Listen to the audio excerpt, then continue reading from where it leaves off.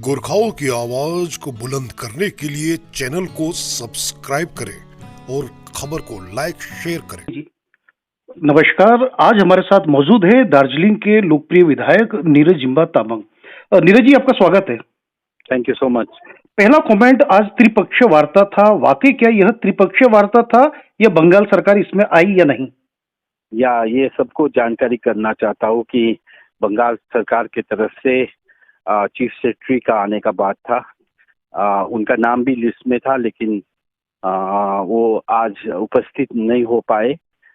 इसके वजह और कारण तो गृह मंत्रालय ही बता सकते हैं, लेकिन he was suppose to come, वो नहीं आए। इसलिए बंगाल सरकार की तरफ से अगर कोई नहीं आते तो ये द्विपक्षीय हो गया, त्रिपक्षीय नहीं हुआ, ट्राइपार्टिट नहीं हुआ।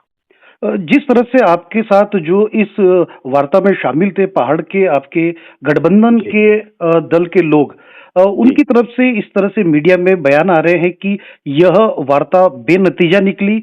यह वार्ता कैसा रहा, सफल या असफल, क्या कहेंगे?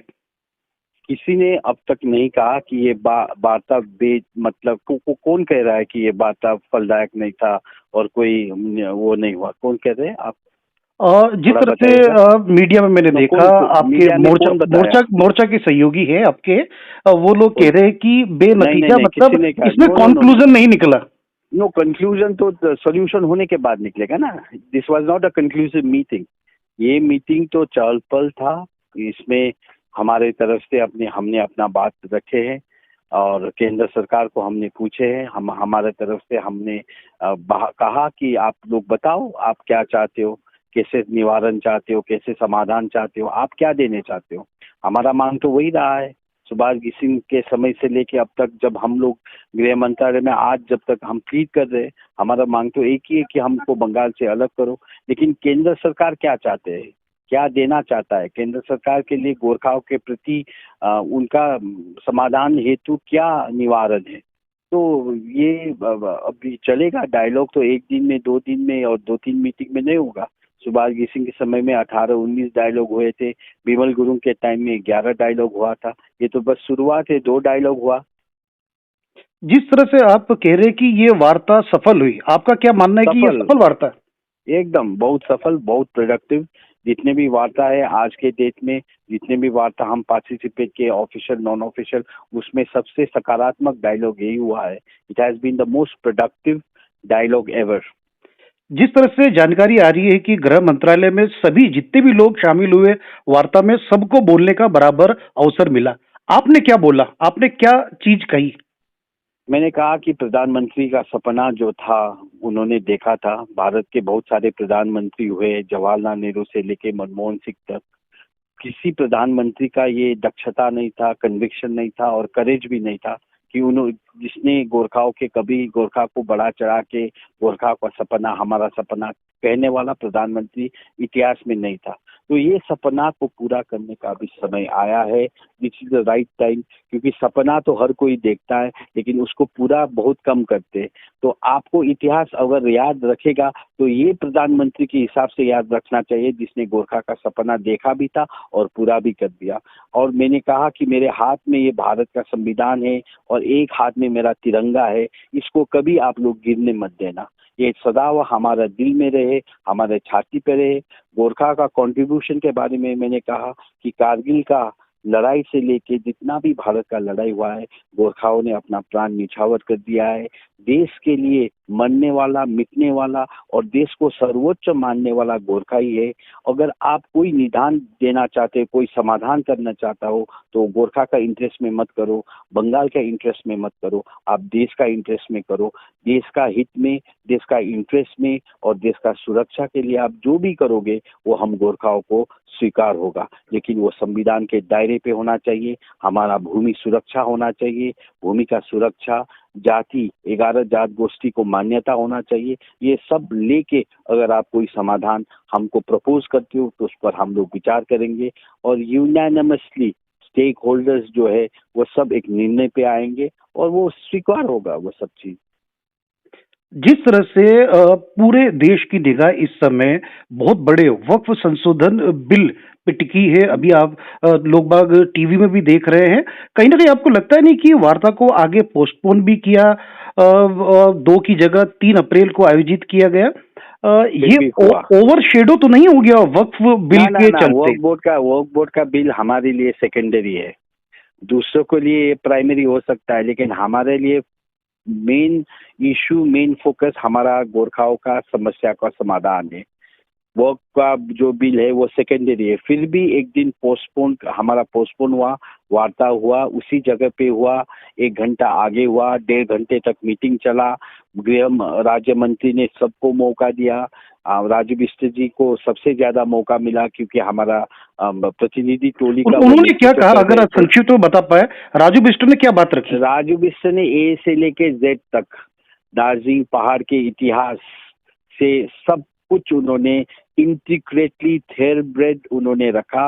ऐसा वकालती किया जैसा सुप्रीम कोर्ट में कपिल सिब्बल और जैसा रामजत मनानी और पी राजा अपना वकालती करते, ऐसे ही गृह मंत्रालय में राजा बिष्ट जी का वकालती गोरखाओं के लिए सुनने लायक था। It will go down in history as of one of the finest deliberations, one of the finest deliberations अब तक का।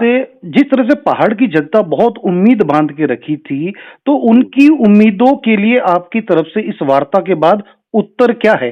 आप पहाड़ जाके अपने लोगों को क्या कहेंगे?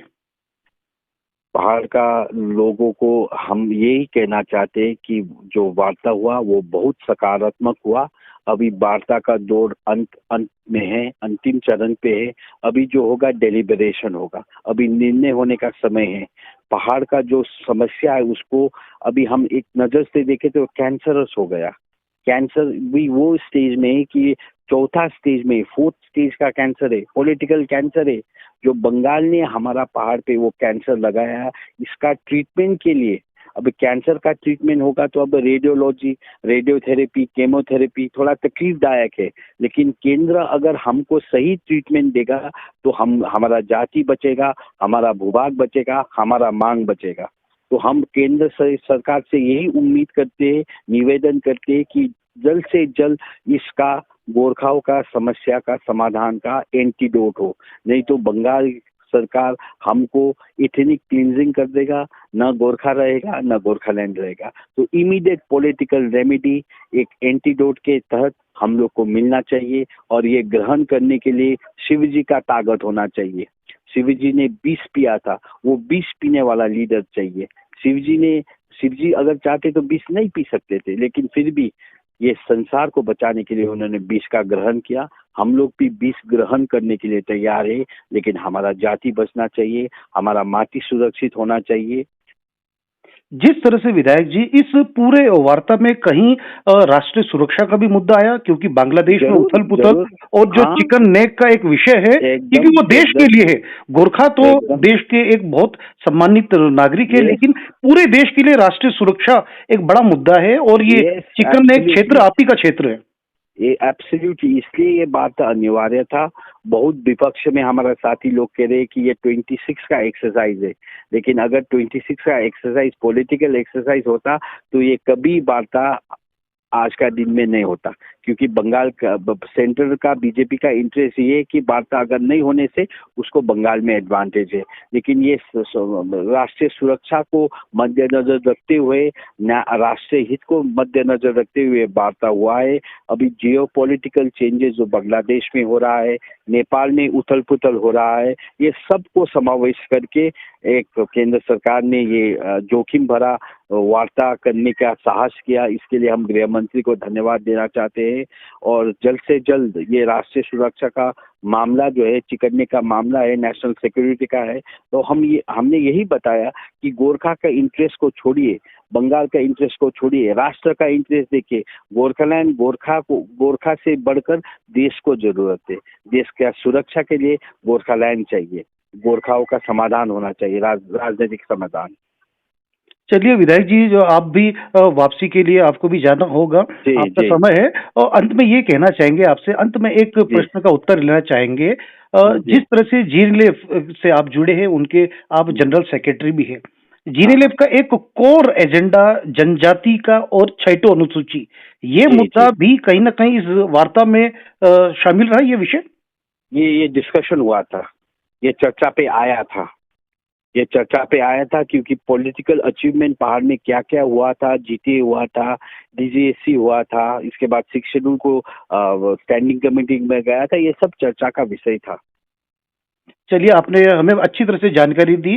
वार्ता कहीं ना कहीं रुकी थी, उसकी शुरुआत वापस हो चुकी है, क्रमिक रूप थैंक से यू। होता रहे, और हम चाहेंगे हाँ, कि अगली बार जब वार्ता हो तब भी आपसे बात करने का मौका मिले। आपका जरूर धन्यवाद। जरूर जरूर, thank you so much, thank you so much.